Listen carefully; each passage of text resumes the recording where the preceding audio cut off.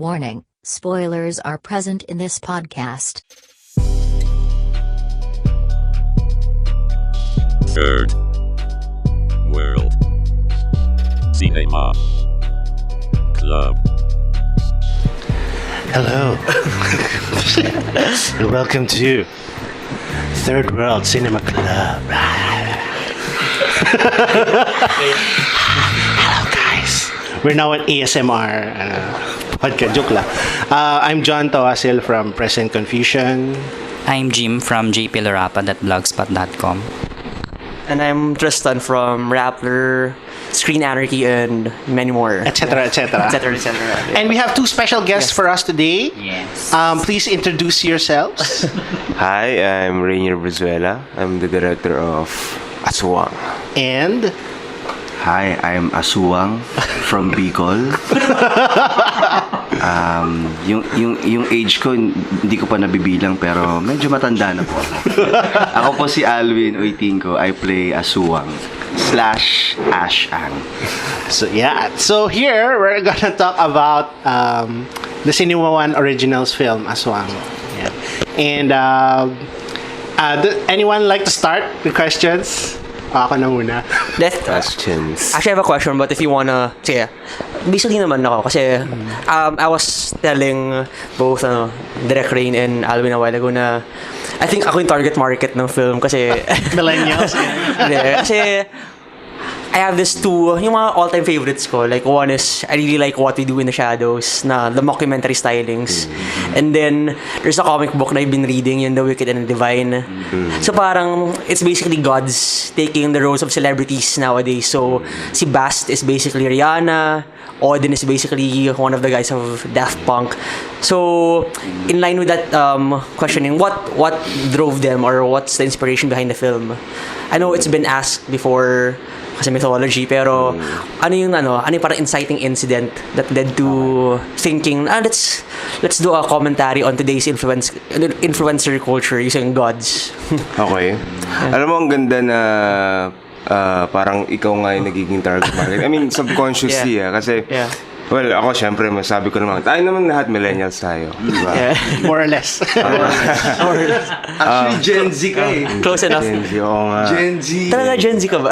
Di ba pag 25 below, parang yun ang Gen Z? Yun. Yeah. So, ako yung millennial. Kasi 30s.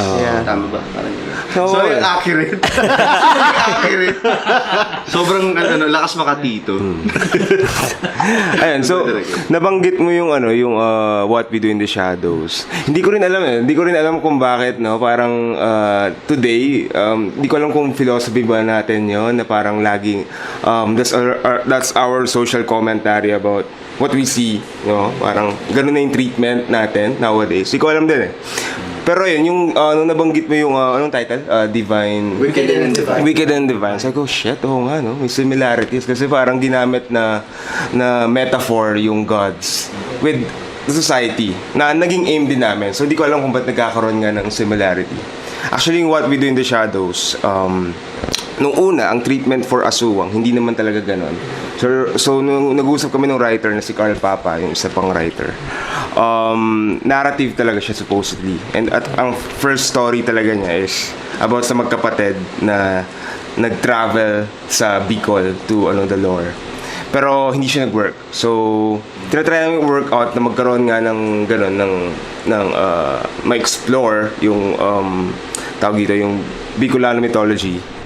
And nakita namin na, teka, what if we connect it to social media? Kasi ako, obsessed na talaga ako before pa na gumawa ng commentary about it. Kasi, syempre, babad tayong lahat sa social media. And I think very relevant talaga ngayon na gumawa ng ganung, magtackle ng ganung issue. And in a way na hindi fino-force. Kasi lahat tayo aware naman tayo, di ba, pagka may binibigay na message natin. So parang kami, ano kayang way para entertaining pa din at the same time and interesting. So yun, nag-try kami, and bilang ako naman, talagang gusto kong nag-explore ng genres, ganyan. Nabuo yung idea na gawin nating mockumentary. Yan. Ayun, yun siya. Rain, ito yung pangalawa mong pelikula. Pangalawa, oo. Ano yung siguro differences in like production-wise, ganun. Be from Memory Channel to Aswang. Napanood mo yung Memory Channel? Yes, WPFF 2016. Matagal lang siya So, Tagal na ako nanonood. Marami ako napapanood. Matanglawin eh. Ganun. Ayoko na ng tanongin, baka mamaya masama pa masabi mo. Hindi, alam mo... Ayaw mo na mag-follow. Oo, okay. Alam mo, sobrang happy ko kasi ang layo nung... si Carl naman nagsabi, ang layo ng progress from Memory Channel to Aswang. Siguro because hindi lang in terms of production kasi we had 70,000 to 100 lang for the budget. Bukod doon is yung time constraint. Bukod doon is siguro ako din as a filmmaker is aminado naman na that time is medyo lito pa. Sa voice. At the time kasi I have anxiety attacks talaga. And I wanted to tell a story about, yung Memory Channel is about a guy na may depression and anxiety at the same time. So sabay yun, kasi ang depression is pababa, anxiety is pataas. So imagine the struggle. So ganun yung struggle ko talaga nung mismong sinushoot ko yung film. So talagang mismong yung crew may time na kunyari shoot take kami ganyan, di ba? Pag ina-atake ako ng anxiety, nawawala talaga ako. So talagang yung buong production ang gagawin natin. Ultimo pag-editing. So talagang kinalabasan is ganun. well, pero ano naman there are some people naman siguro 1 out of 10 na nakakagets dun sa message and ewan ko ba.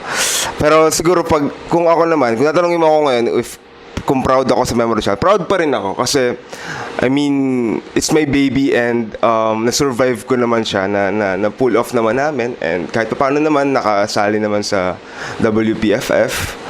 Pero syempre, mas proud ako ngayon sa Aswang dahil ito talaga siguro mas klaro lahat, mas maganda yung production value siguro compared sa Memory Channel.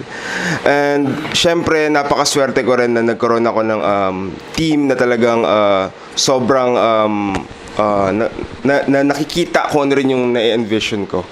And malinaw, even the actors talagang nagja-jive lahat and sobrang swerte ko kasi with Memory Channel talagang lito sila hindi nila nagigets ano ba yung anxiety kasi anxiety di ba hindi mo naman siya magigets unless na-experience mo siya. Kaya ba may ano ba? Anxiety attacks, di ba? Iba siya. So parang especially kung older people, talagang anxiety, nervous lang 'yan, di ba? So at that time talaga nahirapan akong i-express. But with Aswang, wala siguro naging mas madali para sa akin. Well, hindi siya madali talaga. Kasi sobrang risky na move siya. Sabi ko nga kay Carl, itong Aswang is either sobrang pangit niya or maganda siya. Yun siya. So wala siyang middle ground talaga na talagang kasi ano siya nung bago pa maging What We Do in the Shadows yung Peg, mas peg ko talaga yung Monty Python. So talagang yun talaga yung tinututukan ko. So sabi ko, tangina, mapupull off ko ba to? Ako pa rin target market. Shit! So ayun. Na-check lahat eh. Check! Ayun. So ayun, siguro with in terms of progress, napakalayo from Memory Channel. Kailan ba Memory Channel? 2015 ko siya ginawa. So after 3 years, I'm really happy na ito yung kinalabasan ng Aswang. Yun.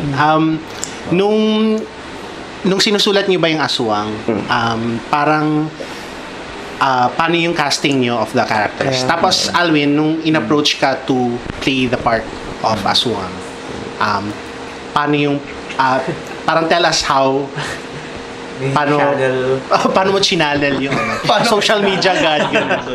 Sige. I'll be honest, alam naman ni Alvin to. Kasi nung sinusulat namin yung Aswang, actually yung una, kasi favorite actor ko talaga ito hindi ko pa nabanggit sa'yo ito si Epic Kison. So talagang, ang nai-imagine ko, kasi si Epic Kison, kasi hawig na hawig pa ni Loki, di ba? Parang sabi ko, so nung pinitch ko siya with Cinema One, ang talagang nakapitch is Epic Kison. Pero since mas preferred ng higher ups na kumuha ng mas bata for the audience. So yun, na medyo na-compromise doon. Pero hindi naman in sobrang compromise kasi if naman, technically mas logical naman talaga kung mas bata si Aswang. So yun, nag-come up kami with actually si Chai, one of the talaga siya, original na cast. Kasi yung character niya na Aika, before lalaki yun. So naging discussion namin ni Jade, nung consultant Jade Castro, kung ano ba yung magiging path namin. Kasi ako talaga, ang gusto ko lang kwento dito is friendship talaga eh. Yun talaga yung pinaka-tema niya. Pero sabi niya, masyado ng kung lalaki. Sabi niya, what if babae kaya? Kasi parang, may term si Jade eh, yung parang kulang sa babae.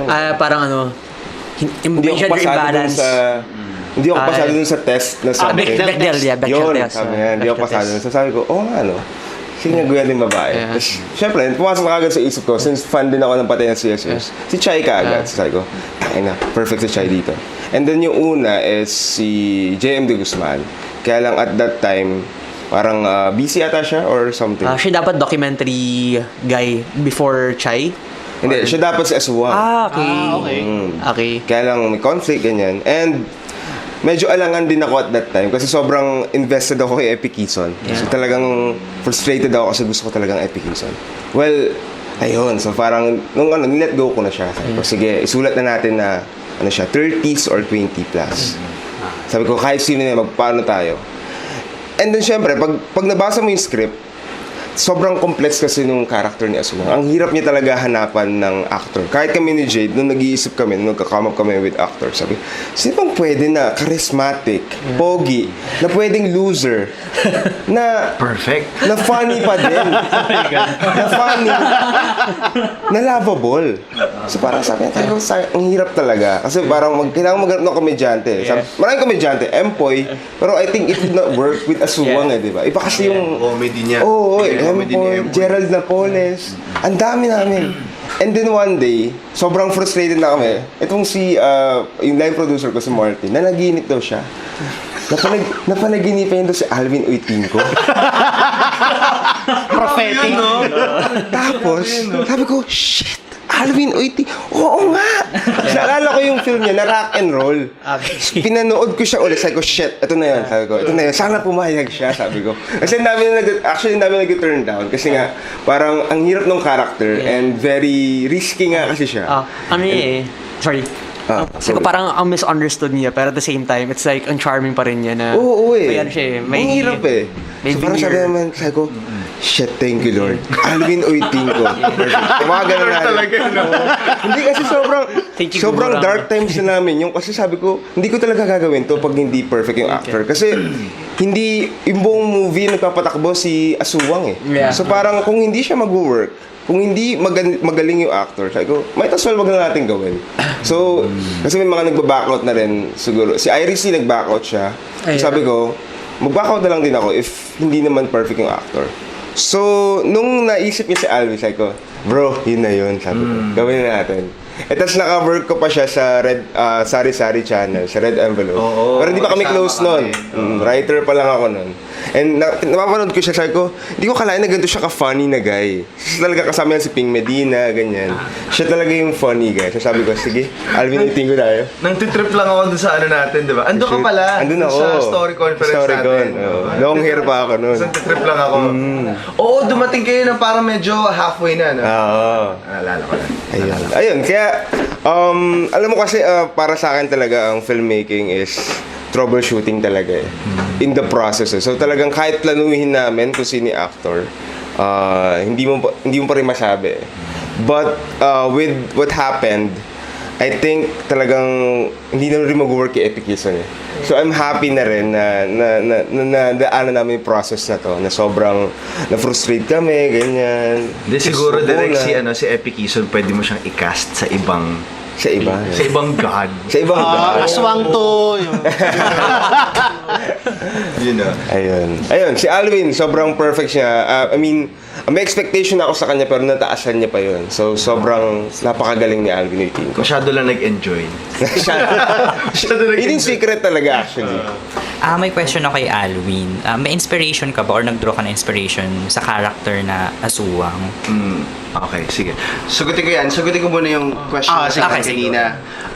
Nung sinend sa akin yung script, unang nag-email sa akin si Martin Mayuga, yung ating line producer for Aswang. And then, sabi niya na gusto niya daw na ako yung mag-portray. And then, nung nakita ko yung script, naramdaman ko kagad yung peg.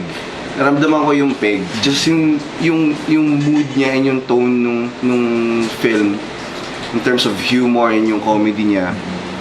Sabi ko parang ang saya siguro gawin nito.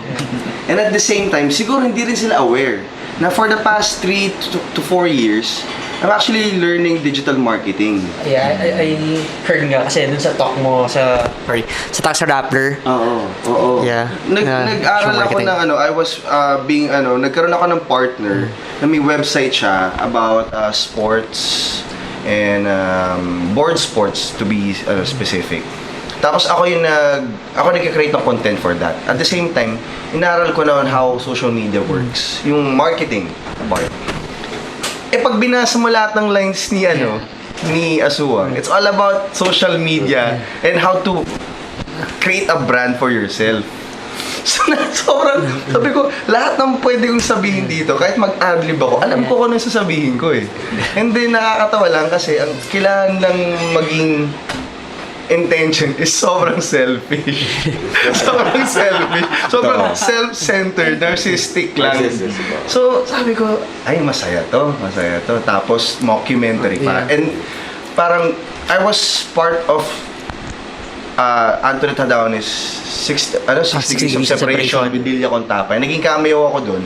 Pero, ngayon lang ako magiging part talaga nung cast. So, sabi ko, tara, game. Oo. Masaya. And then, yun nga, with your question, sino yung inspiration ko? Tinanong ko din yun kay Direk Rain. Nung okay na kami, nakapag-meeting na kami, sabi ni Direk, tara, coffee tayo. Pag-usapan lang natin si Aswang. And then, nag-discuss kami kung sino yung pwede niya maging inspiration, kung sino yung pwedeng, yung character ako, parang siguro, nag-start muna ako sa akin. Ano yung gusto kong maging brand ko sa social media. And paano ko siya gagawin? So, and then inisip ko, sino yung mga magagaling na ngayon na vloggers. So, sabi ko parang ang ganda maging idol ni Aswang sila Will Dasso. Tapos binanggit sa akin ni Rain, bro, manood ka ng Kong TV. Ay, sabi ko, ang saya nun. Sige.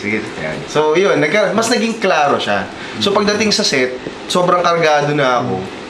And then, nandun pa yung gusto ko kasi sa comedy yung awkwardness eh. Parang feeling ko yun yung madali kong ma-apply or kapag yun yung pinaka-core nung comedy, madali para sa akin kasi awkward akong tao eh. Dry humor. Tapos alam mo yung manonood ka talaga, makikinig ka talaga para mag-gets mo siya. So, as you mentioned a while ago, na this is the kind of humor, medyo dry, and at the same time, said, pwede ka mag-adlib. So, how much of the script was improv and how ano talaga yung sulat na comedy doon? Okay, ako personally, hindi ko na maalala. Yeah. So, pag ganyan, kunwari nanonood kami nila direct, tapos after nun, tatanong mo direct, nasa script ba yun? So, direct ikaw makakasagot nun. Actually, hindi ko na rin mabilang. Siguro, 70% improv na siguro. Talagang talagang blueprint lang talaga yung script. I mean, natutunan ko to from Taika eh. I mean, Taika Waititi na talagang, sabi ko, try nga natin to. At nagulat ako kasi nag-work. Ang hirap lang yan sa editing. Kasi sobrang, alam mo, kung magkakaroon ng director's cut, 4 hours siguro to na talagang dire-dire. Hindi mo mararamdaman. Promise, yung una naming cut, 3 hours siya. And we have to cut down talagang ang daming nawala. Especially may mga, yung kay Nilda, yung ang dami. Totoo. Ang daming nawala na talagang sobrang funny. Kaya lang, we have to abide the rules. 2 hours. Para makompress din dun sa average, ano to? TRT. Running time. So yun, mas yun talaga yung ano nako, na-visualize ko na kailangan itong actors. Sobrang masaya sila sa set. And kailangan, since mockumentary, kailangan ako ang target ko yung mas magmukhang real talaga. Ma-feel ng audience na, roto. Hindi nila ma-feel. Kasi, ang concept mo, so, ang taas na na parang, mythology, so parang ikaw, hindi na siya believable. So, ang way ko na lang para magmukha siyang believable and mock you is gawing sobrang relevant ng characters na sobrang totoo talaga na parang kasama mo sila. Actually, ang aim ko talaga nung sa character, hindi ko sinasabi kay Alvin, kailangan ma-feel ng audience na pagkatapos mo manood sa sinehan, gusto mo siyang akapin. Gusto mo siyang There. Hindi ko alam yun. gusto mo siyang, bro, I love you, bro. Parang gano'n. You tried. Actually, yung wife ko, Thai kasi siya. Yeah. So, hindi niya naiintindihan talaga. Pero nung napanood niya, sabi niya, I wanna be friends with Aswang. Ganong level talaga. Happy ako kasi ibig sabihin, nag-work naman. Ayun. Yung sa ano din pala, idagdag ko lang din direct, no? Meron kaming script con na nagre-read sa amin sa set. And si Senyora, ano yung Senyora. Diana. Diana Senyora, yung script con namin, medyo medyo gusto yung word per word Kabisado. makabisado. Pero ako kasi, for the longest time, babasahin ko yan, and then pagdating ko sa set, rarambling ko na siya. Para maging natural siya sa akin. But at the same time, yung thought, hindi mawawala. So ngayon, gagawin ko, in preparation with Senyora, babato ko sa kanya ng memorized. Babasahin niya yung script, hindi ko nakikita. Babasahin ko sasabihin ko sa kanya yung word per word. Pero pagdating sa set, ang dami ko na idadagdag. Actually, nung pre-prod, bago pa tayo mag-script con, si Senyora yung pinaka-frustrated talaga. Kasi nung ina-explain ko yung gusto ko mangyari, yung directions na, ganito for first scene, kailangan, okay lang yung memorize, pero second scene gusto ko, ganyan, maglaro na tayo. Ganyan siya sa akin. Direct, paano yung continuity? Wala ka, sabi ko. God sila, so they can change. Actually, sila yung pinaka-nahirapan talaga si script con and si AD talaga. Kasi talagang, ang hirap kasi nag-evolve. Actually, Tsaka most of the time naman, di ba, direct, pinapaalam ko naman sa'yo yung ibang, lalo na yung mga, sorry for the spoiler, okay lang ba? Yeah, Okay lang. Yung Ina Raimundo. Oo. Actually, hindi yung part ng script. Talagang Vilma Santos dapat yung end Last. nun. Oo. Parang dapat kasi Vilmanian si Janet Flores. So parang, kaya siya magka-cut to kasi parang, di ba ang eksena doon, nag-guest na ba yun sa FPJ? Yes. Yeah. Yes. Pagka Vilmanian, let's proceed to next question. Para lang mapakita na. Di ba ito yung era ng sobrang solid, loyal fans, di ba? Pero Pero nag-evolve siya, mas nag-work yung Ina Raimundo. Na dumila-dila si Alvin. Ayun. Actually, feeling ko yun yung trick, secret. For us, yun yung naging trick namin para mapa-work yung mock you vibe. Ang hard gumawa ng comedy, di ba? Kasi it's like, you really have to tap into the emotion of the people Like, hirap makakuha ng Saka yung film tao. itself, subjective na siya Pag comedy pa, ibang branch pa siya Mas lalo ka pang... Mas lalong kailangan mag-dig deeper kung mag-work sa audience. Actually, ang plano ko talaga, after mag-edit, magkaroon ng 3 sessions na manonood na may iba-ibang target market. May millennial, may older, and may mas bata. Na hindi namin nagawa kasi wala ng time. So, kasi ang hirap talaga ang tansyahin ng comedy. Laging hit or miss Laging hit or miss Kaya ako sa totoo lang, sa set, banat lang ako ng banat. Tapos, magkakaroon naman ng panibagong take si Rain, and then sabihin niya sa akin, eto bro, nag-work to. Eto bro, bawasan natin to. So, sa editing lang talaga mahirap kasi we have hours of talaga. Kasi ako, hanggat nasa momentum si Alvin, kunyari nasa set pa siya, kahit tapos na yung eksena, pinapatuloy ko pa din. Hindi, sige, tapon mo yung para magtuloy-tuloy siya. So, siguro, yung isang scene niya, may 1 hour yun. So, talagang sa editing, ang hirap tutukan kasi nakakaantok na yung ibang scene dahil ang haba na talaga. So, yung kailangan, tiyaga-tiyaga talaga siya. Yung pagluluto natin direct, no? Ganda nun. Haba nun, men. As in, talagang, para talaga kami gumawa ng vlog. Para kami talaga nag-vlog, no? Yeah. Meron pa nga na-cut out yung sa manok, na nagwawala yung manok, na hinabol talaga nila. Literal talaga. Oo, tama. Pero di ko pinakat. Talagang hinabol lang nila yung manok. Na na-cut na. Pero, hindi natin. Habol lang si Director Scott. Sige, pwede. Nakakatawa yun kasi sobrang... Si Alvin na yung umaarte doon na talagang hinahabol niya yung manok. Yung manok. Were there any differences in like kung sa atake, like I think the scene would have been ganito, and then like the cast ay hindi, parang feel namin Meron. Actually marami. Si Chai, very happy ako na si Chai, si Chrome, si Gels, sila nagkatanong sila. So, kahit si John, di ba? Especially si John. Si John, matanong talaga siya. Tanong si John. And syempre bilang ako yung parang director, so minamanage ko siya, min-organize ko siya sa kailangan sakto lang siya dun sa recados sa niluluto natin. So merong kaya si Chai may babato siya magandang idea, pero pagka hindi hindi nagja-jive sa sangkap sa niluluto, hindi ko inaano. I mean, sila naman very nire-respeto ko naman sila as actor. So sila rin kapag may sinasabi ako na hindi, ayoko niyan, nire-respeto nila yung decision. Okay po, parang gano'n. So feeling ko it's more of being open din, pero at the same time manage din kung ano yung may control. May control. Kasi binibigyan kami ni Ray ng room to explore the character in the scene. But at the same time, siya yung nakakakita ng ano yung gusto niya mangyari. So, kaya may control, kaya may balanse, nababalanse para kami. Yung isa sa pinaka-interesting aspects nung pelikula, yung parang social media presence niya, yung pag-promote ng film sa internet. Di ba? Yung aswang film na Twitter, parang naghahanap siya ng followers. Kanino siya gusto ko yung reviews of reviews. Nagulat ako sa review siya ng reviews. Actually, this is kudos to Run Collective. Yung sa sound namin sila.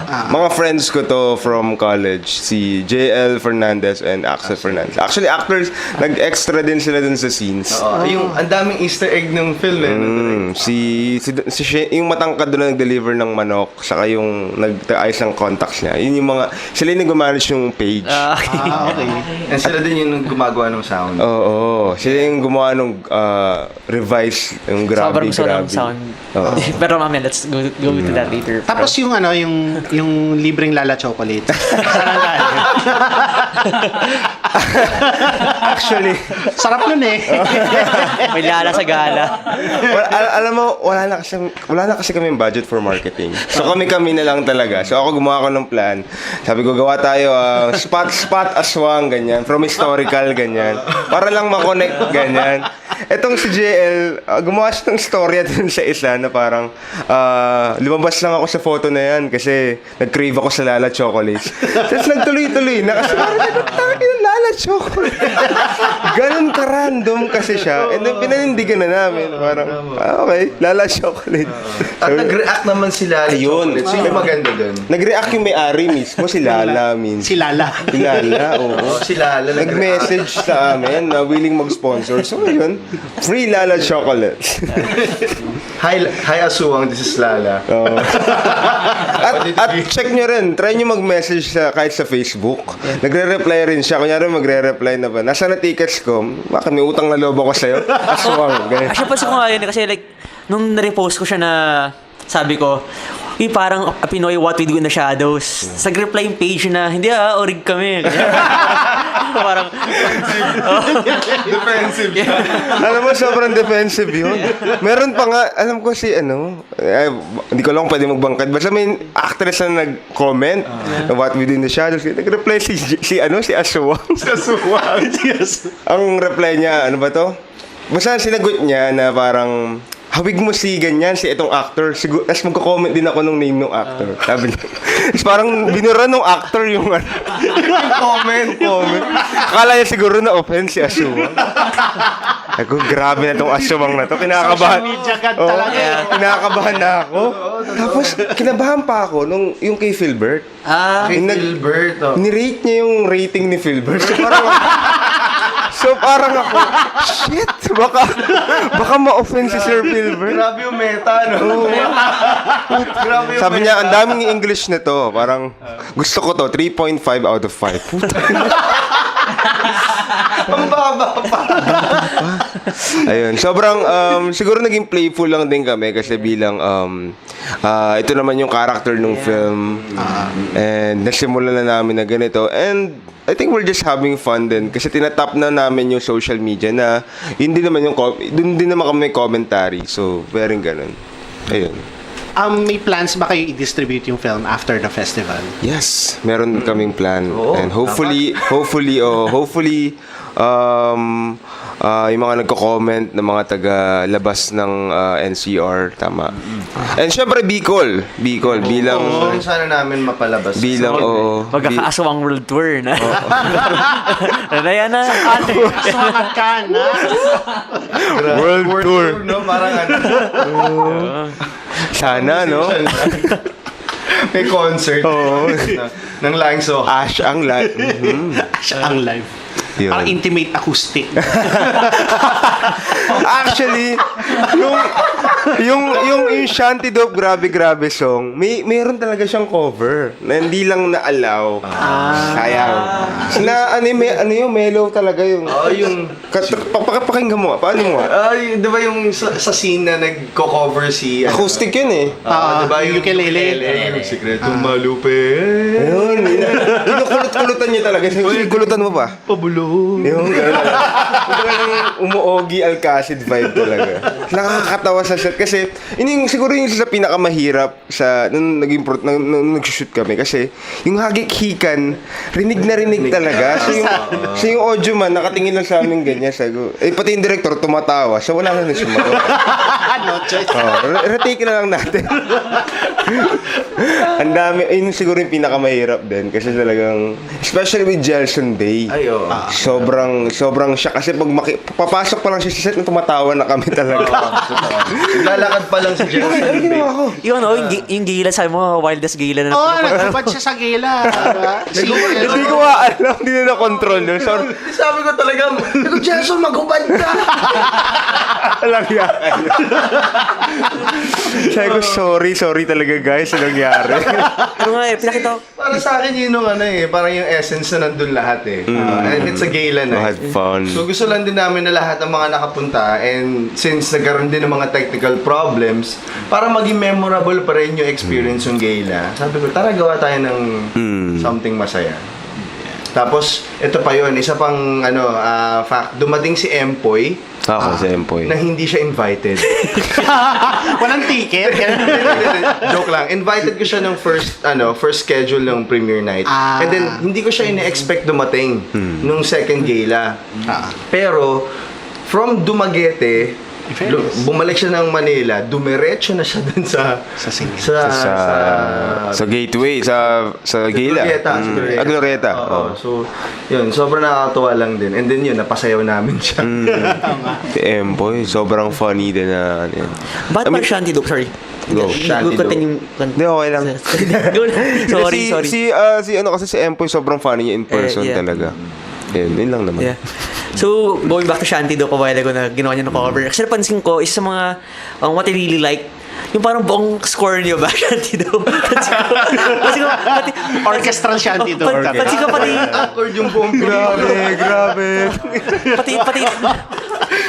pati yung mga mellow parts tapos instrumental. Kasi ko, ba't parang tunog pa rin? Actually, hindi naman talaga plano yung kay Shanty Dope. Pero since nung na-offer sa amin yung idea na what if si Aswang fan siya ng Shanty Dope? Sabi ko, why not? Oo nga, no? Kasi bilang si Shanty Dope, hindi ko rin kasi actually yung una, hindi ko mag-gets bakit siya sikat. Hindi ko rin, kasi naririnig ko yung grabe, pero hindi ko alam, ano ba yung thought ng song? Like, sobrang, sabi ko, ano bang, nung pinakinggan ko siya, Oo nga, no? kahit gano'n siyang papasabihin. Talab na talab. Oo, parang, shit, nag-go-work. So, ayun, siguro with Rant na makukulit din kasi, sabi ko, sige, gawan natin ng ethnic song to. Na talagang. Kasi ang bala ko na naman talaga sa scoring ng Aswang is ethnic na reggae na kasi yun ang Bicolano ang Bicolano pag nagpunta ka doon ang uso sa kanilang yun is reggae rap so ganun yun talagang gusto kong maging music or scoring ng film pero nung nabigay si Shanty Dope na rapper din ay ko sige gawin natin. So kung mapapansin nyo, kung papakinggan nyo maigi, may mga reggae talaga doon na reggae-ish, na ethnic pa din. Ayun. Question ko po. Kayo po ba direct Bicolano kayo or meron sa staff nyo or crew nyo na Bicolano? Ako kasi, Bicolaning dad ko, yung biological dad ko, pero ako hindi talaga ako lumaki. So, more of, siguro kaya din Bicolano myth. Kasi ang dami, meron kang Tagalog, meron kang Ilocano, ang dami, sobrang rich talaga ng mythology natin. Pero kaya naging Bicolano kasi ako, Bicolano talaga yung blood ko. I mean, yung dugo, yung pinanggalingan ko. Pero hindi ako lumaki doon. So, more of yun siguro. Pero, sa crew, oo, may mga Bicolano, pero mas maraming Cebuano. Di ba? Marami. So, yung crew, si Chai, si Tads, lahat sila Cebuano. Na nag-work din kasi, meaning yung crew is, yung audience makaka-relate sa crew kasi wala silang alam sa Bicol, sa Atang, ganyan, sa mga terms. So, ayun. Actually, nung pitching,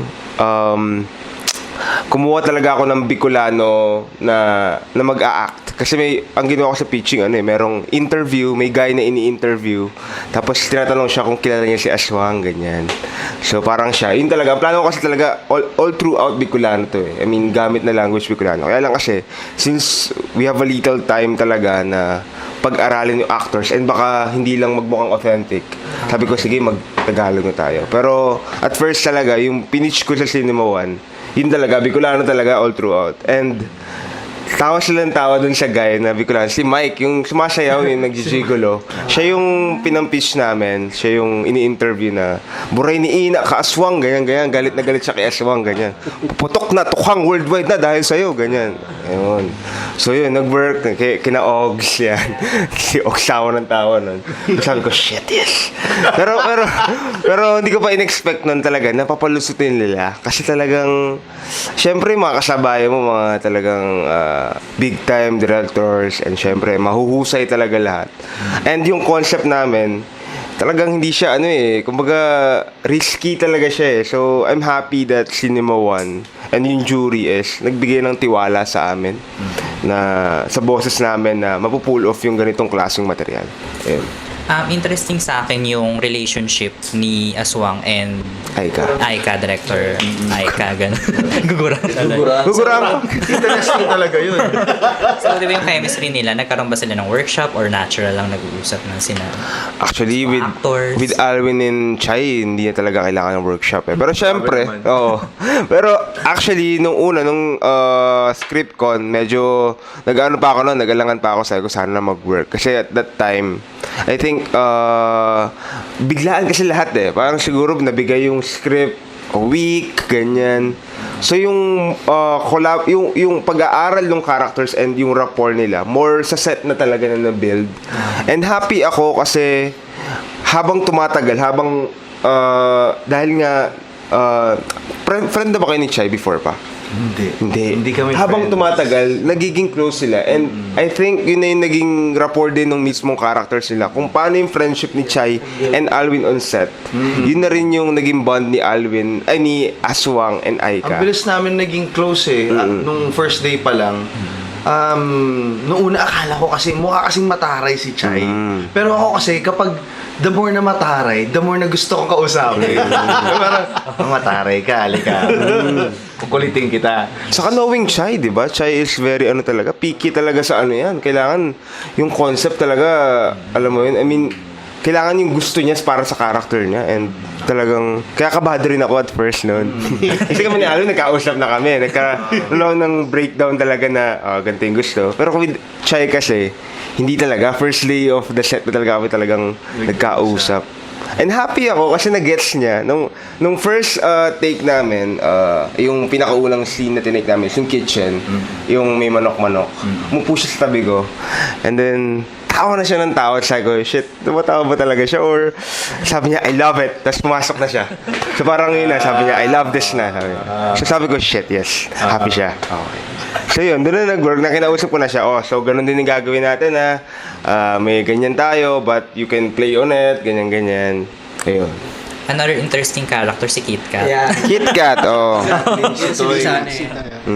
So, what led na nisipan nyo, ay, dapat si Aswang ay may sidekick na aswang talaga. Kasi, Ganito kasi para sa akin gem ang Buba at Pedro Penduko. okay. So, yun talaga yung peg. So, nung kay Alvin, sinabi ko kagad yun na, kailangan magkaroon ng millennial Jano Gibbs. Kasi, pag pinanood nyo ang Pedro Penduko, yung part 2, yung part 2 yung mas gusto ko yung kay Eric Mati, and yung Buba ni Joyce Bernal, talagang classic siya. I mean, sabaw siya, satire siya, pero sobrang effective niya. So, yun yung naging inspiration ba sabi ko, kailangan magkaroon ng rapport na isang buba talaga, na medyo may pagkaengot, and Pedro Penduko na sobrang narcissistic. Kasi yung character ni Pedro Penduko is very, may agimat ako, malakas ako, ganyan. Pero syempre, naging inspiration na rin yung sa What We Do in the Shadows. Kasi meron dong alalay-alalay mga vampires. Sabi ko dapat si Aswang meron din. So yun, dun pumasok yun na saka syempre, isa rin sa message ng story kasi parang kung mapapansin nyo, si Kit Kat is very binabaliwala lang ni Aswang eh. Pero at the end of the day, siya pa yung nakagawa. And at the same time, since nagkakaroon ng lito with Aswang and Aswang, ginamit ko na yung Aswang talaga mismo para hindi na sila malito na. I think Aswang, shapeshifter sila in Bicol. Kasi iba pa yung Aswang sa ibang So dito sa Bicol kasi mas shape-shifting talaga yung focus nila.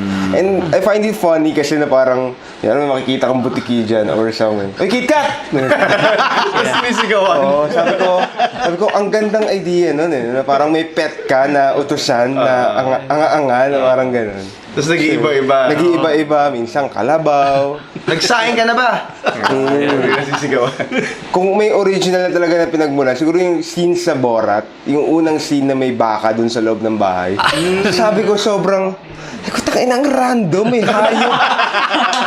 Kaya, di ba? Ang saya ng random humor. Yun yung nilagay ko dun sa manok. Sabi ko, what if may ini-interview? Tapos may manok dun sa frame. Sabi ko, ano yun? So yun, dun talaga, basically dun pumasok. Ang daming pinaghugutan din, and yun. Siguro kaya may Kit Kat tayo. And Kit Kat na name din kasi parang very random din. Sa folklore din, di ba, Direk? Parang part ng legion ni Aswang, yung aswang, di ba? Oo, yung mga aswang, yung mga creatures. Yung mga creatures na mga gano'n, na mga masasamang elemento. Actually, nung una, part siya ng legion ni Aswang. Yung pinakauna talaga, hindi talaga aswang ang sidekick dapat. Dapat si Oriol. Si Oriol is yung daughter ni Aswang. Na mas kilala talaga ng mga Bicolano. So half snake siya, half. So parang imagine Little Mermaid, pero snake. So gano'n siya. Pero since budget, ganyan, hindi namin. Pero malay nyo next time, may si Oriol. Doon pa galing Ariel sa Little Mermaid sa Oriol. Feeling ko nga Oriol. Saka pag yung mga Bicolano kasi, hindi nila kilala si Aswang. I mean, most of them, siguro 30% lang talaga yung nakakakilala. Pero mas kilala nila si Hanjong, si Oriol. Kaya sabi ko, hayaan nyo, next time. Speaking of myth building and yung world building, so, you mentioned na you were interested. So, paano yun? Like, what is the challenge in adapting these gods? Like, re-research to, then, paano natin sila i-adapt na dapat si Gugurang ay very fake news authoritative na, I am a loving character. Ako si Tatay. Tatay. Fatherly ba? Fatherly lang. Disclaimer pala, no? Ingat tayo lang.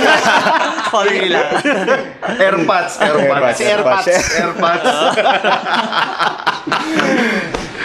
Kung mapapansin nyo naman, yung tema ng Aswang, it's very ganon, no? Kasi tayo, judgmental, I mean, hindi naman pala tayo, I mean, most of us, talagang nagkakaroon kagad tayo ng nagiging judgmental kagad tayo sa kung ano yung nakikita sa social media. And yun nga, yung kay AirPod. Siyempre, hindi naman ganoon talaga sigurang sa myth, Yeah. diba? God of goodness eh. Pero sabi ko, talaga, I mean, in reality, kasi myth siya eh. So tinaray ko talagang loosely based siya, pero tinaray kong i-involve yung myth sa time ngayon. Yeah. So, kung sino yung gugurang before, siya yung gugurang natin ngayon. Yeah. So, ano ba yung gugurang natin ngayon? Sino ba yung aswang natin ngayon? So, siguro more of dun. In terms of research kasi, siguro sa myth lang kami. Pero, pagka sinusulat na namin, more on sa emotion na namin ni Carl, binibuild up yung kung ano yung characters nila. More on kung ano yung commentary na namin sa nakikita namin. Kasi, film is like, parang history book siya eh, no? Parang record siya eh, no? So, I felt now, it's our responsibility na itakel kung ano yung nangyayari ngayon na hindi parang news flash lang in a artistic way bilang filmmakers kami tayo or filmmakers kami ni Carl kailangan ikwento namin in a way na tawa ka and then pagkatawa mo shit troll pala ako Pero kung isipin natin, para si Gugurang, di ba, sa kwento, ginagamit, parang tinatakot din niya yung tao na pasasabugin niya yung mayon kung makasalanan sila. So may parang threat of, parang nirule niya through fear yung tao. At siya, maganda rin na, yung parang may double meaning yung follower. Kasi, di ba? Follower. Totoo. One is parang religious idolatry. Tapos at the same time, isa naman na yung social media na, Na followers. ako. Instead na paramihan ng sumasamba sa'yo, paramihan ng followers mo sa dahil nakuha niyo yun sa Insta. Ganun. may bonus akong sa inyo dahil actually yun talaga happy ako na pagka may mga writers like that na nadadigest at nagigets talaga nila yung goal namin ni Carl sa pagsusulat. So it's kasi si Philbert nagets niya rin yung sa invisibility na he's a guy na may power ng invisibility na he's trying to be visible and relevant. So yun talaga yung unang naging parang nudge or tama ba yung term? Unang light bulb na nag-ano sa amin ni Carl kasi una gugurang gusto namin bida eh. Nung una yun talaga parang sabi namin kaya lang kasi masyadong yung God of goodness. Parang ngayon naman yung God of goodness. What if yung God of goodness is gusto maging bad? Parang yun yung unang didebatehan namin. Pero nung na-realize namin na may power palang ganito sa myth si Aswang, sabi ko, shit, perfect. Yun na yun. Well, ano nga sabihin ko, may bonus ako sa inyo dahil doon, meron kasi kami extra ng kinat. Si Onos kasi, Onos is God of Storm. So, dapat mahaba pa yun. Kung mapapansin may TV siya sa likod, may eksena dapat siya doon na parang, oh guys, sinong gusto niyong bagyuhin tonight? Tapos parang, walang nag-ano. Wala. Batanes tayo ulit. So parang doon, tapos dapat after i-discuss ni na Aika yun na parang gago rin to si Onos eh, no? Nag-trip lang, no? So yun tama, ang tema namin ng power tripping talaga na parang how other government officials are using this power. Hindi lang sa government actually, kahit simple lang sa school or kahit I mean, kapag meron ka kasing power, no? I mean, hindi mo alam na may ginagawa ka ng mali or tama na for you kasi beneficial, pero sa iba, hindi. Parang gano'n. So, ayun. Yeah. Speaking of myth building, parang kung may chance kayo, may balak ba kayong balikan yung mundong in-establish Or sa Aswang? dagdagan like Dagdagan yun. like si Orion or Oo, sobra. mamit natin yung daughter. Two Aswang, two Furious. Aswang, Tokyo Drift. The fate of the Aswang. So, anak ni Aswang, di ba? Anak ni Aswang. Well, hopefully. Aswang and Friends.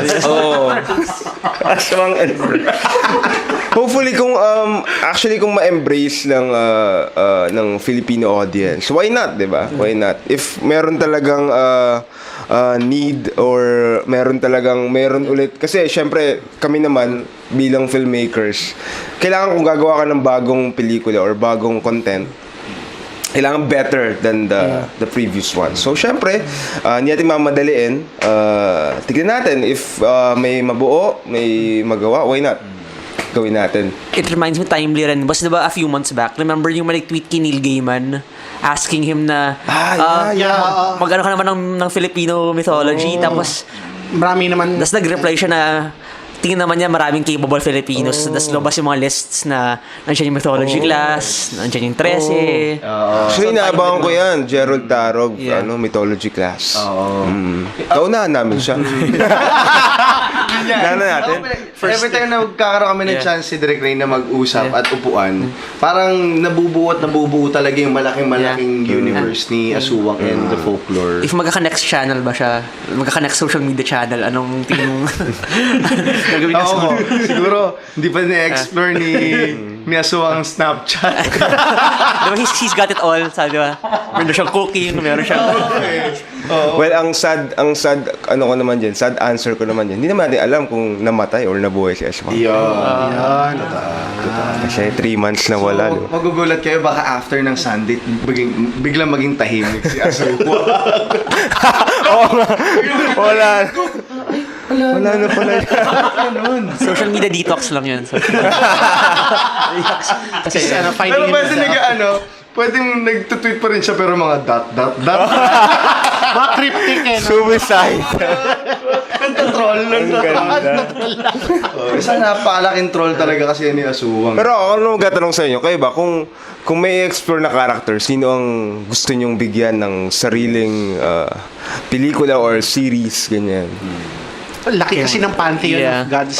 Yeah. Eagle, eh. Actually, interesting kasi parang naging Mount Olympus yung Mount Mayon na doon nagtatago yung mga other gods rin. So parang gusto ko, if ever, like parang fun rin yata. Di ba si Okot, minention na, taba mo na ngayon eh. Tamad na eh.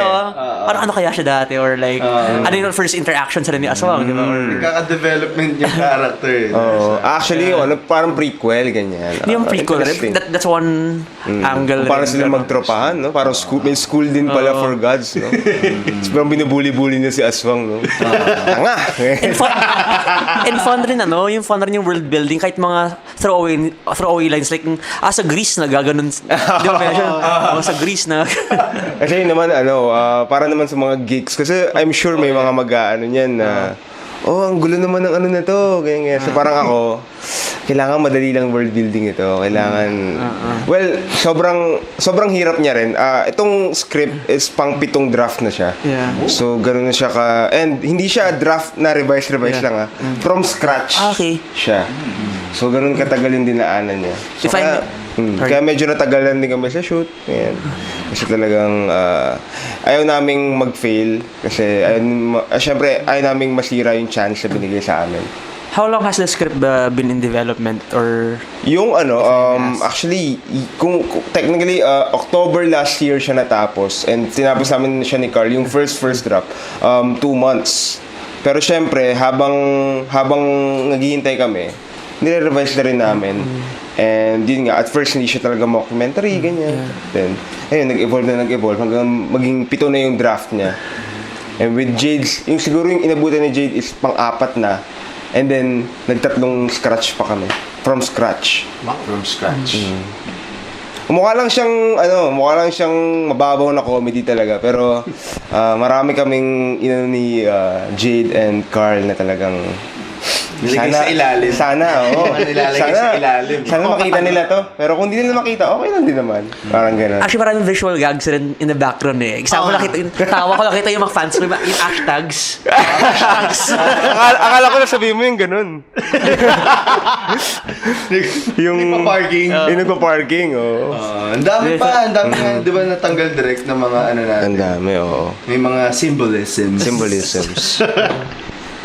From yung tinatanggihan siya sa foods hanggang dun sa kumain siya ng laing, di ba? Meron siya. May question ako kay Alvin. Sige. Okay. Meron ka pa bang dream role? Kasi I believe remarkable or ito na yung sasabi kong iconic performance yung sa Aswang as an actor. Meron ka. Golden age pala to, no? Ang millennial cinema. Golden age.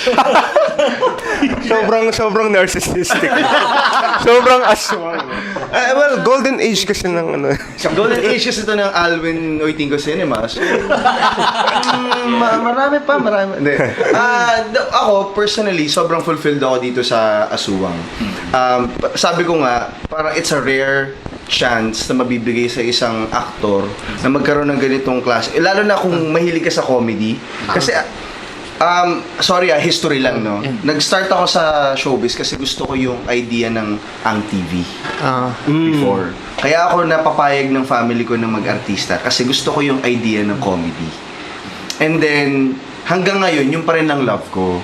So, with this film, nabigyan ako ng chance na ma-explore yung evolution ng comedy. Or siguro late na to kasi ginagawa na to ng The Office before, di ba? Matagal na to actually ganitong type of comedy, pero for the Filipino viewers, parang ngayon pa lang natin siya may experience. So, sobrang honored ako na part ako ng project na ganito. And I'm hoping na sana magkaroon pa ng ganito pa. Ganitong type of comedy. Like for example, may paparating na film sila Pepe Herrera, yung Pangarap Kong Hold Up. In fact, kami ni Direk Ray, nag-uusap kami kung paano kami pwedeng mag-come up ng bagong story o bagong kwento na pwede namin mapaglaruan ulit itong ganitong klase ng humor. And so far, sobrang love ko na talaga yung kung paano nila nagawa yung ganitong style or ganitong mood. Secondly, sana magkaroon ako ng iba pang character like, alam mo yung Heath Ledger's Joker, ganun. Siyempre lahat naman ng mga artista yata na gustong maging eksperimento, gustong pagdaanan yun. Ako kasi mas nag-enjoy talaga ako pag kontrabida ako. Or pag kunwari, ako yung black sheep. Alam mo yung complex characters. Kasi siguro nung bata ako, ganun yung palagi binibigay sa akin. Hindi lang good boy. Alam mo yun, nag-start ako ng ganun and then eventually nag-evolve siya. So parang sabi ko, sana ganun din ngayon. Ayun, pero mostly sana comedy. Kasi parang ang sarap talaga kapag nakakapagpatawa ka ng tao. Ako sobrang nag-enjoy ako pag narinig ko tumatawa yung Actually, culture kasi talaga natin na Filipinos, tumawa talaga. And ngayon siguro nagkaroon na ng wave of hugot naman. Pero ang core talaga natin is Dolphy, di ba? Yun talaga yung natin Sinabi ko din kay Direk Rain, sorry madagdag ko lang, na parang nakakamiss yung era ng 90s comedy. Yung Babalu. Bumabalik siya ngayon Redford White. Actually, na ngayon tinatry ngayon ibalik. So sabi ko sana maging part tayo nung ng community na yun na binabalik yung ganitong klase ng Aminado po ako, fan ako nung Sa Tanging Ina Nyo, yung Sa Tanging Ina, si Tri, di ba, right? si Pip. Sorry. Si Pip yun. So, parang watching this film is refreshing siya kasi ba from the comedy na Tapos yung same bahay ni Aswang, it's yung bahay ng Montesilio. Yes, yun ang Easter egg doon. Yun, yung bahay na ginamit namin as Aswang's house, yun yung bahay ng mga Tanging Ina. Sa Tanging Ina. And ako, personally, sobrang na-appreciate ko yung binigay sa akin chance ni Direk Wen before to be Pip. Kasi sobrang laking epekto yun sa akin sa career ko Ang dami ko naging offer. But then again, sabi ko nga, ayaw kong makahon. Ayaw kong makahon dun sa ganong character. Kasi nagawa ko siya as Becky Boxer. And then may ginawa ulit ako with Jasmine Curtis, yung The Jasmine series. And then sabi ko, masaya naman ako. Pero sabi ko, sana mabigyan pa ako ng ibang type of character. Pero comedy pa rin. So, yun yung naging challenge sa akin for the past few years. Sarah the Teen Princess 2. Princess, oo. Pwede, no? Kami ni Sarah, no? Back to New York ko ba, di ba? Oo, sabi mo. Grabe. Naalala ko, nagbumaskara din ako dun Pero speaking of buti nga wala pa nagtatanong kung ano bang gender ni Aswang. Pati sexuality na tanong. Wala pa nagtatanong. Wala. Pero miski ako, di ko alam. Di ko din alam. Kasi sobrang love na love niya si Harry Prince. Diba? Pero sinesave lang naman niya for reference lang naman. For research lang naman Hindi mo alam, hindi mo masabi. Parang, di niya ba ginagawa yan? Parang ganun. Curious lang ako. For comparison lang. Kasi si Carl na yung nagsulat ng part na yun eh. Yung zoom in yung abs. Sobrang tawa. Sabi ko kasi nung nabasa ko yung tawa ko ng tawa talaga. Yung parang, yung nahuli pa siya. Tapos ang hirap mag-explain eh, di ba? Parang may explain yun. Parang, hindi fan lang. Fan lang ako. Di ba? Grabe, di ba? Ginaganon pa yung binibilang pa yung abs. Pero walang makakasagot kung anong sexuality ni Aswang. I'll let the people know na lang. Questions?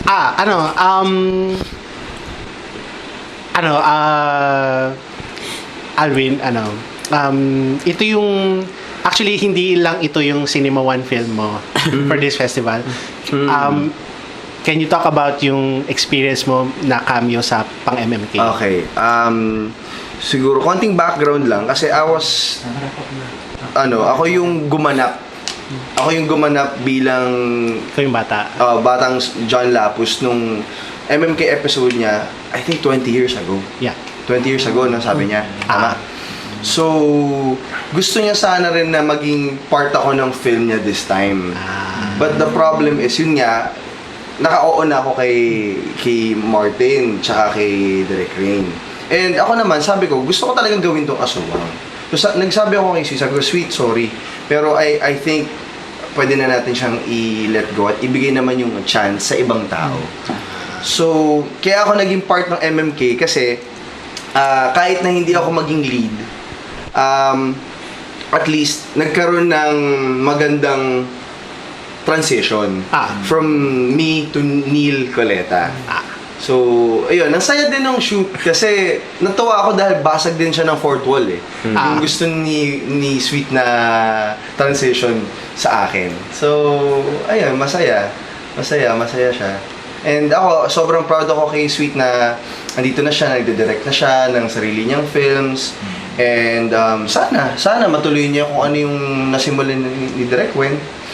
So, ayan, really hoping more films for John. Question ako.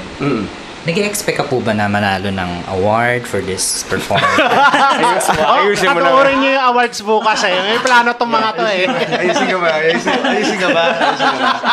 Hindi, ako gusto ko lang, sa totoo lang, Ayusin ko na bukas, pare. May plano na bukas. wala po kaming maitim na bala. Adelaida, unahan na kita. Adelaida, kung nakikinig ka. Wala akong binabalak na masama. Ganun tatayo ka kagad. The nomination for Vance, tatayo ka na. Yes! Yes! Agad, no? Wala pa. Ako sa totoo lang, the moment na nakita ko yung film, fulfilled na. Sobrang fulfilled na. As in, tawang-tawa ako sa mga kalokohan na pinagagawa namin sa pelikula. Tawang-tawa, tapos at the same time, parang yung story ni Aswang nabigyan ng justice ni Direk from the shoot hanggang sa edit. And ako, para sa akin, yun na yung award ko. Ayoko nag-e-expect talaga when it comes to awards. The moment na mabigyan lang ako ng chance na maging part ng isang pelikula at makaarte, tapos professionally paid ka naman. So, okay na ako, masaya na ako. Malaking bonus na lang yon and malaking pasasalamat ko na lang kay Lord kapag naging best actor pa ako dito. And ngayon pa lang, sabihin ko na, it will not be possible if not because of Direk Rain, of Martin. Speech na to, speech. Very showbiz. I just wanna thank my family, my friends. Naka-prepare yung speech pala. Rehearsal. Open ko lang yung notes ko. May checklist na ako eh. Yung mga nagpa-follow sa akin sa ganyan. Yun lang. Para sa akin siguro at this point, parang sobrang saya ko na kung paano naging journey ni Aswang, kung paano yung reaction ng tao sa kanya, at naging effect sa kanya ng tao. Yung iba may mga nare-realize pa, yung iba nag-enjoy lang, the idea lang na ganun yung effect ng tao sa kanya. Sobrang masaya na ako. And ayun, so okay lang yun, kahit anong mangyari sa awards na yun, okay lang yun. Basta wala kaming masamang binabalak sa awards night. Noon kayo bukas, guys. Naka-live ba yun? Naka-live yun, no? Live on TV ata. Hindi, parang recorded, live record. Meron sa Cinema One channel, di ba? Sa Cinemon ata magla-live. May broadcast. May broadcast. Ayan na. Magbabayad kayong lahat, mga mortal. Yun na yung dialogue mo, no? Pinagbayaran nyo. Itong gusto nyo. wala kami masamang binabalak, Adelaide. Wala. Baka nakikinig ka, ha, Adelaida. Si Okay. Adelaide. Guys, may tanong pa ba kayo? Ano lang, may gagayahin lang ako na, kasi I was listening to this podcast kanina. Sabi ko, okay rin to, itanong. So, since kakopyahin ko na rin, what was the last great thing that you watched? Fun, something to end. The last, The last great thing that you watched. Great thing. Watch. TV, So, recommendation na rin lang. Ganun. Movie? Yeah, Kahit ano. TV movie, yeah. Kapwa Cinema One. Yeah. Okay. Siguro yung paglisan. Siguro bias na rin dahil friend ko si Carl. At before ko naging friend si Carl, sobrang fan ako ng Manang Biring. Yeah. And talagang kinurot talaga yung puso ko nung movie na yun. And doon napanood ko yung paglisan. Nag-message talaga ako, nagpasalamat talaga ako sa kanya after watching it. Kasi talagang ang ganda. Basta ako siguro yung in terms of technicalities, yung animation hindi ganun ka perfect. Pero ginamit niya yun para matell yung story ng isang taong may Alzheimer's. And I think very genius yun. Yun. Alwin? Ako, siguro masasabi ko, align na lang din with Aswang. Late na sa akin pinapanood sa akin ni Directo, pero nirecommend niya during na nagpo-promote kami yung American Vandal. Ayo. Siguro masaya lang din ako kunwari nabibitin ka pa dun sa folk o sa lore ni Aswang. Explore mo yung mga ganitong material like American Vandal. Ganda. Kasi eto lang, nawasak ako. Yeah. Nawasak ako kasi to the Especially point season 2, no? Pagdating sa season 2, actually, hindi ko na alam kung tatawa pa ba ako o mapapaisip na lang ako. And I think ganun yung gustong effect ni Rain tsaka ni Carl dun sa Aswang. So parang, siraulo to. Sabi ko, siraulo tong American Vandal na to. Sabi ko, Sorry one of the rin nga. Ito ewan ko na pala yun yung Man Bites Dog. Yeah. Yes. Yun. Ayun talaga yung siguro 4th or 5th draft. Ganun ka dark sana si Aswang. As in, may scenes sana na pumapatay. May dala-dala siyang ulo. Ganun sana ka-dark. Kaya lang niya hindi nag-work. Kasi parang kaya naman namin gustong gawin ganun. Kasi yung social commentary din ng ng Man Bites Dog, parang sa American Vandal, ganun din ka-heavy. So yun, lang. Trivia lang.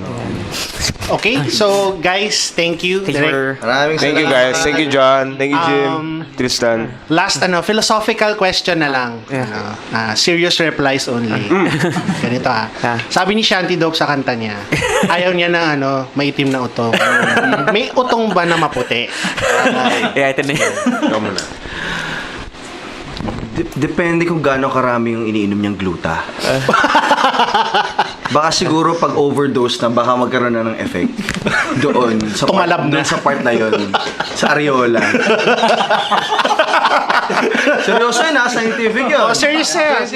Scientific yun. Hindi natin masyadong. As a Dr. John. Wala pa nga Later. yung pink pa lang nakikita ko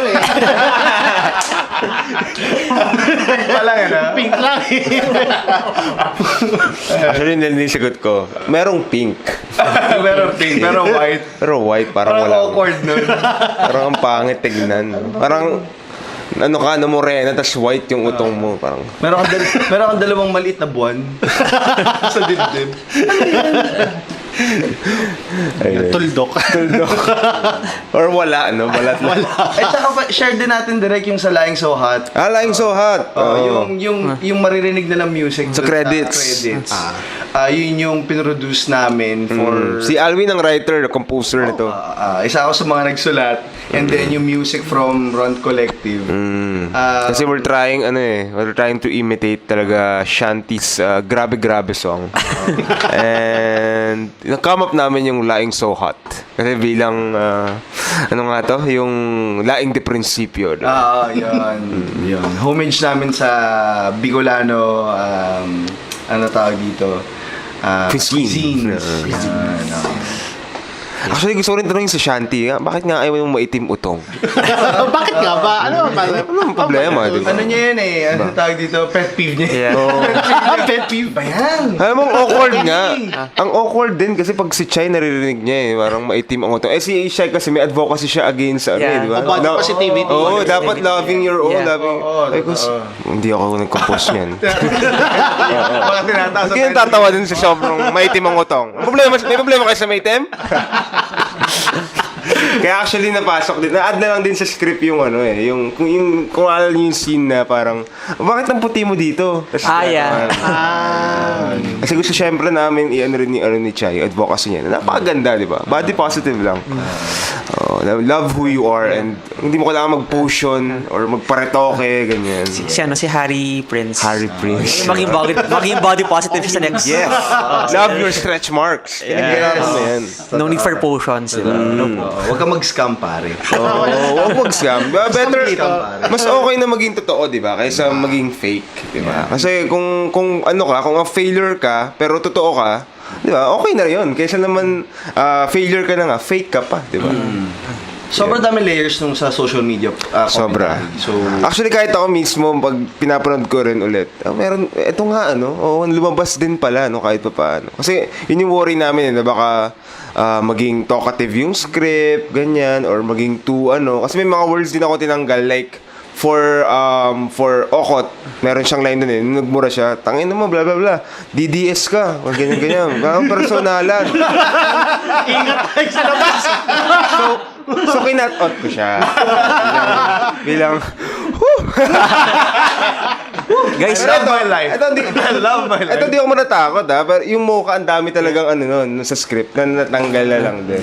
Kasi feeling namin hindi naman nag-work, parang gano'n. Guys, ba daw nakita yung Camp Cardinal? Medyo katabiran.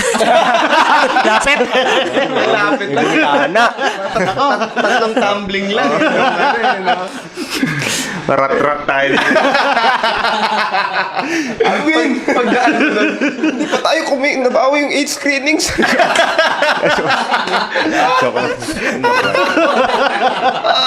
Yun yung yung hinaino. Hindi ba bayad siya? Yung 8 screenings namin. Hindi. Ayun. So yun guys, Aswang showing sa Cinema One Originals hanggang bukas pa. Yes. Last two. Hopefully magkaroon tayo ng iba pang screenings with Cinema 76, Black Maria, and kung papala rin sa ibang festival. World Tour. World Tour ni Aswang. Ang World Tour. Oo, totoo. Abangan nyo yung fur coat ni Aswang sa Korea, sa Japan. Bukas muna abangan. Magulat kayo, nasa Cannes Film Festival na siya, diba? Tapos naka-shades. Wasak. Tapos nagmamaw, That's a dream. Na tsaka gusto namin magpasalamat sa lahat ng mga nag-comment and nag-tweet and nag-invite na manood ng film namin. At syempre sa inyo din sa pag-invite. Maraming salamat din sa inyo for sobrang happy kami na kahit paano nagkakaroon ng buzz kahit paano because of you guys. Tsaka abangan nyo yung mga next namin gagawin ni Direk Ray. Yeah. Abangan. Aswang Tokyo Drift nga.